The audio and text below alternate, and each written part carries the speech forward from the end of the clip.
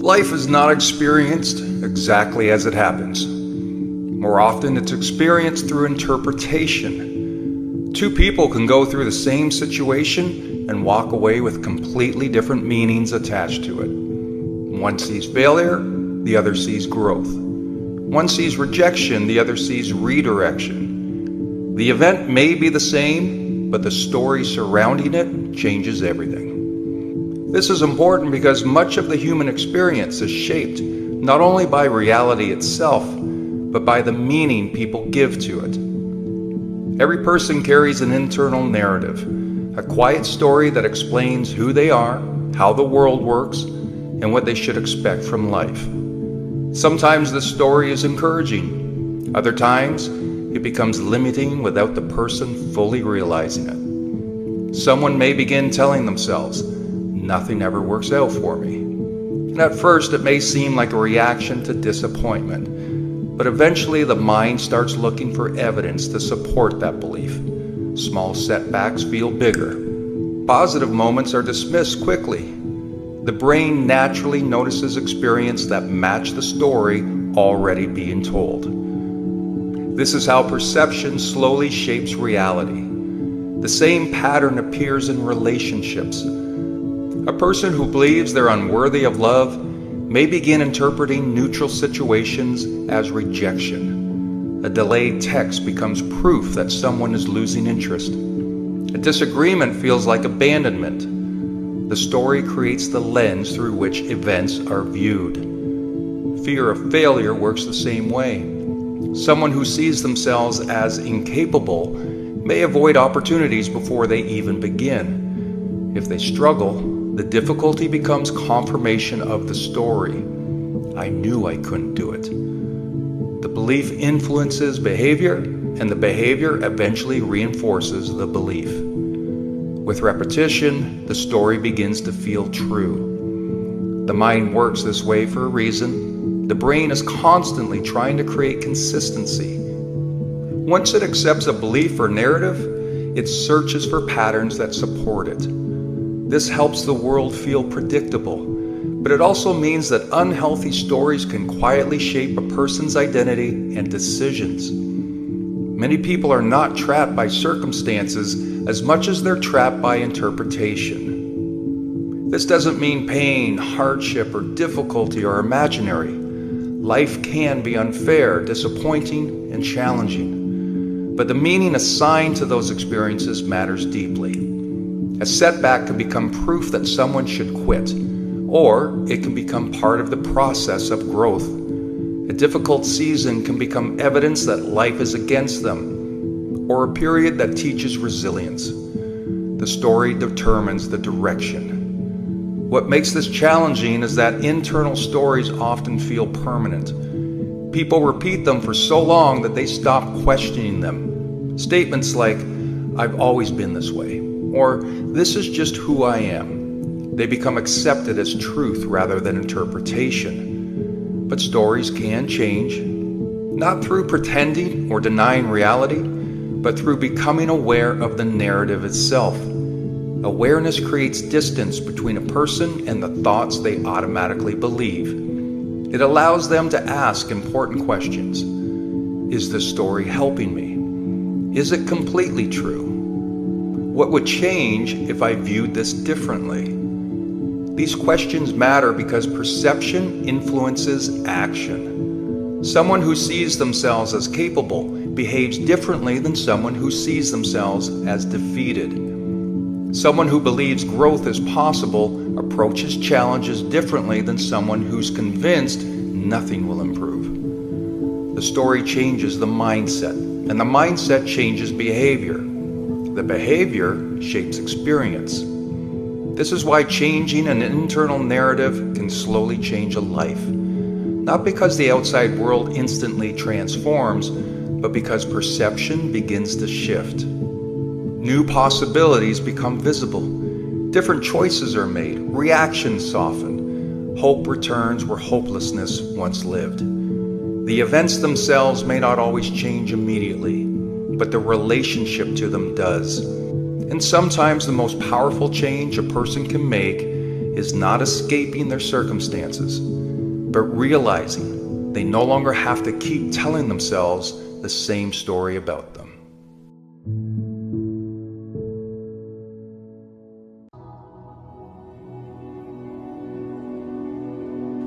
Today, almost everything can be done faster. Need an answer? Search it. Need a workout plan? Download one. Need motivation? Watch a short video and feel fired up for a few minutes. Speed is everywhere. But if everything is getting easier and faster, why do so many people still feel stuck? Because growth doesn't come from shortcuts. Growth comes from discipline. This is where the real comparison begins. On one side, there's a shortcut mindset. On the other, there's the discipline mindset. Both exist in the same world, but they lead to very different lives. The shortcut mindset says, what's the fastest way? The discipline mindset asks, what's the right way? Think about athletes for a moment. A player might look for quick results, skip practice details, avoid extra reps, or only train when they feel motivated. It works for a little while, but eventually something happens. Pressure shows up. A big game, a tough opponent, a moment that demands more than just talent. And that's where the difference becomes obvious. The athlete who relied on shortcuts starts to struggle. The one who chose discipline stands steady. Now let's bring this into everyday life, because this isn't just about sports. A student crams the night before a test versus the student who studies a little each day.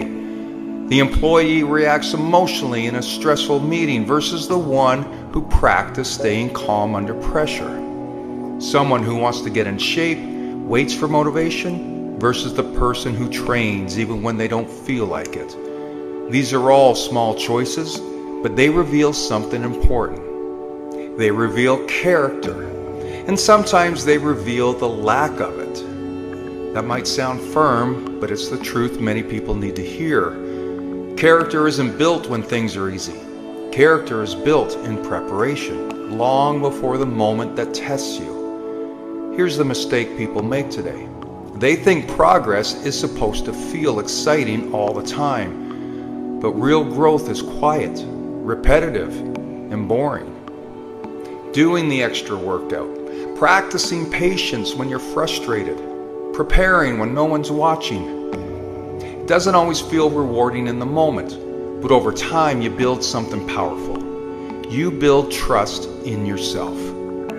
When you've prepared properly, you walk into situations differently. You're calmer, you're more confident, you don't panic as easily because you've already done the work. And that's something shortcuts can never give you. Shortcuts give you temporary results. Discipline gives you lasting strength. Another way to look at it is like this. Shortcuts focus on outcomes, while discipline focus on preparation. One tries to skip steps, the other respects the process. In today's world, preparation is becoming rare. Everyone wants results, but fewer people are willing to prepare deeply for them. That's actually an opportunity, because if you choose discipline, you instantly separate yourself from the crowd, not by being louder or more talented, but by being more prepared. Real growth happens when you decide that preparation matters more than convenience. It happens when you stop asking, what's the easiest way, and start asking, what kind of person do I want to become? At the end of the day, this isn't just about success, it's about identity. Are you someone who waits until things get serious, or are you someone who prepares before they have to? One builds pressure, the other builds confidence. The future belongs to people who prepare while others delay. So start building habits that make you stronger before life tests you. Train your mindset, practice staying calm. Do the extra work when it's not required. Because when the real moment arrives, you won't be hoping you're ready. You'll know you are.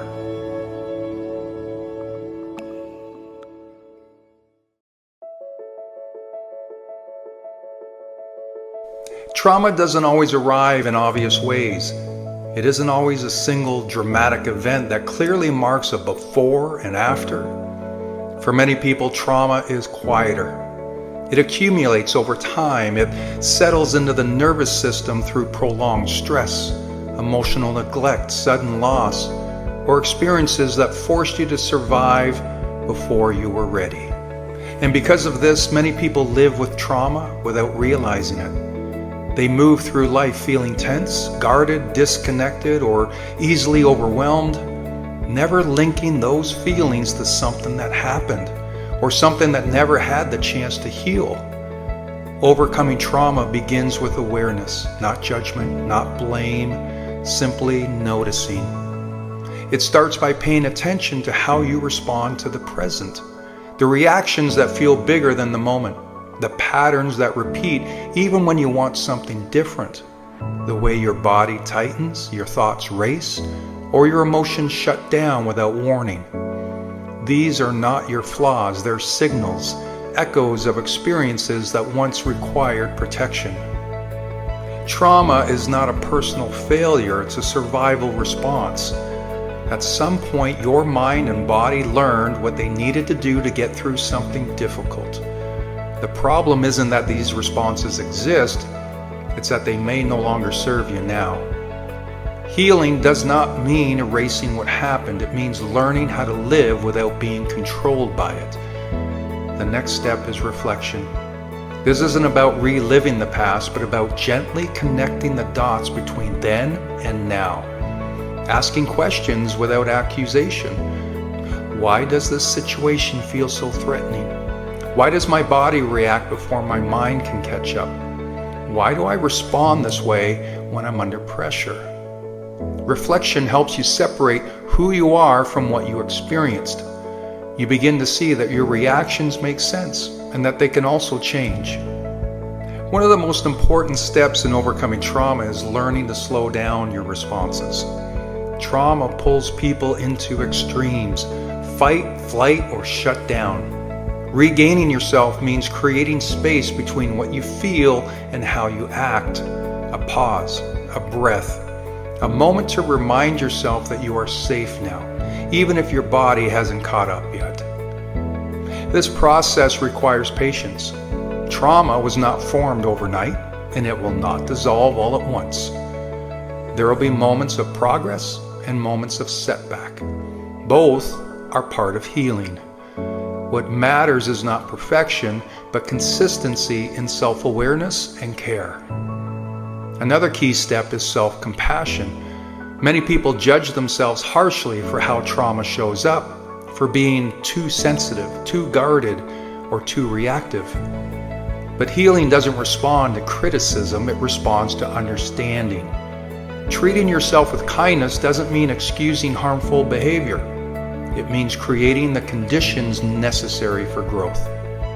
Over time, as awareness deepens, you begin to regain choice. You notice patterns sooner. You recover faster. You respond instead of react.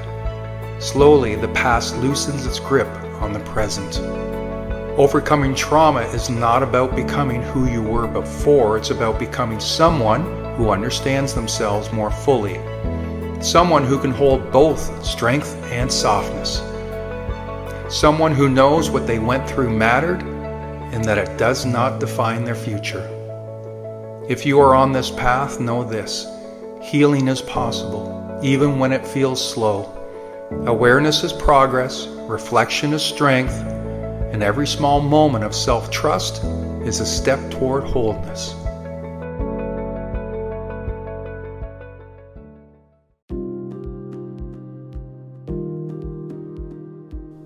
Some voices in life cut deeper than they should. A comment, a tone, a careless opinion delivered with confidence can leave a mark.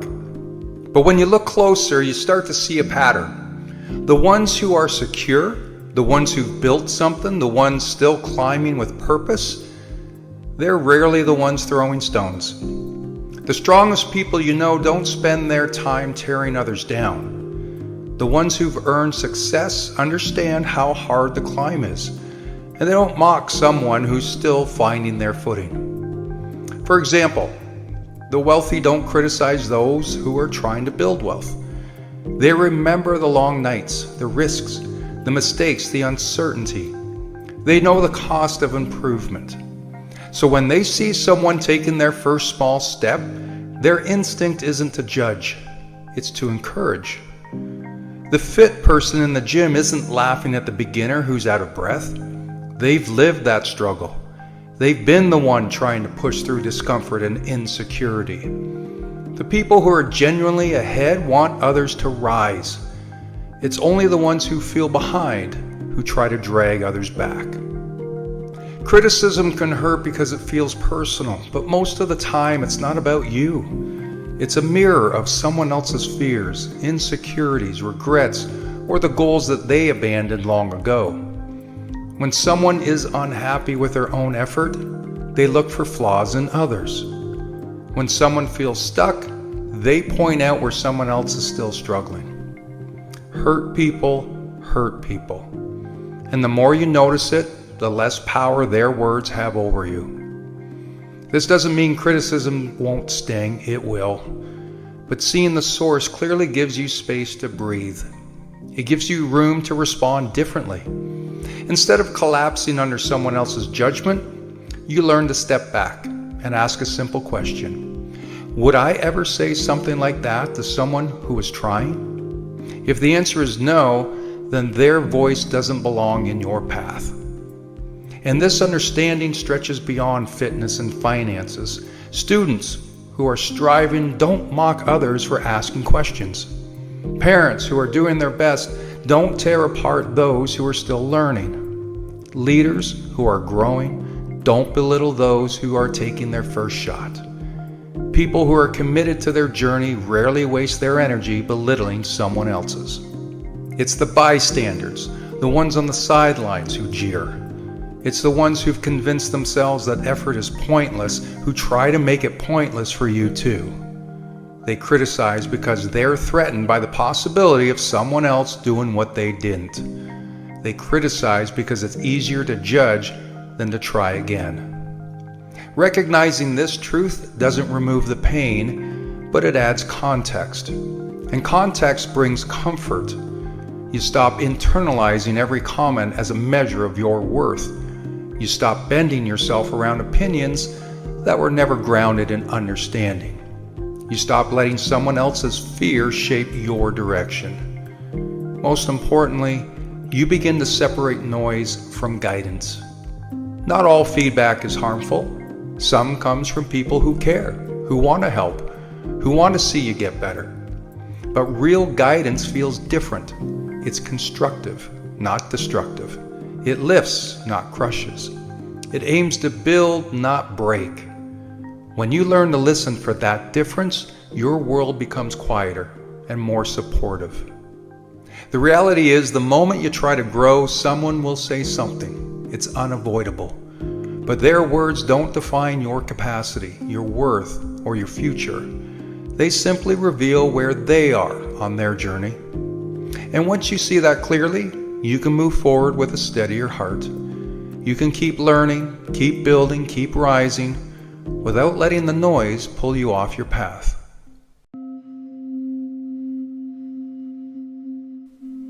I know you felt it before, that spark to change.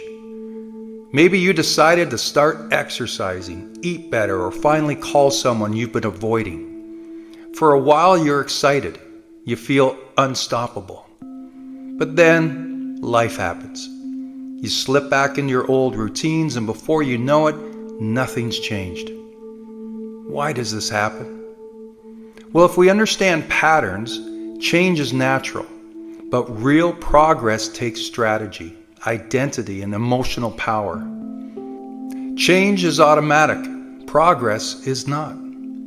To live means growth happens or decay happens. There's no middle ground. But knowing this isn't enough to keep going when excuses pop up. Understanding why people don't change is crucial. To effect lasting change, the brain needs emotional leverage. We often react only when discomfort outweighs comfort. When change hurts more than staying the same, then we act. That's called hitting your emotional threshold. It's your inner "this has to change" moment. Now, once you get that spark, now you need a vision so compelling it pulls you forward. You need your identity to change, because most habits fight your sense of self. If deep down you believe, "I'm not that kind of person," progress fades. So what turns a spark into a permanent flame? First, we got to get clear on our vision and feel it. You don't change because you want something, you change because you feel that change is in your bones. Close your eyes and ask, what will my life look like after making this change? Feel the pride, the energy, the peace. That emotional pull becomes magnetic. And then secondly, raise your standards. You can choose discipline over momentary comfort every day. There's pain in discipline and there's pain in regret, but regret lasts longer. So ask yourself, will today's choice bring me closer to who I want to become or pull me back? Third is you need to shape your identity. Most people try to change what they do. The smarter move is to change who you believe you are. Each small choice is a vote for that new identity. If you say, "I'm a reader," then you'll make time for reading. If you say, "I'm someone who keeps promises," then you'll keep the promises you make to yourself. Speak differently, act differently. Stack small wins so your identity shifts from the inside out. Fourth step is to immerse yourself in supporting habits. See, lasting change comes from rituals, not on and offs. If you want to become a writer, then create a habit of writing at 6 a.m. before checking your phone. Momentum isn't magic, it's built through small actions done consistently. And the last step is to create leverage and environment. This means surrounding yourself with people, places, and reminders that support your new path. So remove the snacks if you're avoiding junk food. If you want to stop scrolling before bed, keep your phone in a different room. Build external support that champions your internal change. Effective change isn't about trying, it's about mastery. And that means stop dabbling and start going all in. Whether it's health, work, or relationships, lasting change comes when you commit, consistently refine, and embrace growth as your identity. Motivation will falter, and willpower will weaken. But when your change becomes tied to who you are, your identity, then the path forward gets easier. You don't rely on feeling like it, you rely on being that person every day. So pick one change you're ready to live, not just attempt. Make the vision real, raise your standard, cast a tiny vote for the new you today. Set a ritual, shape your space, find one person to keep you honest. Change won't promise to be easy, but it will promise to be worth it. When you make this commitment to your future, to your identity, to the people you love, you stop relapsing and you start transforming.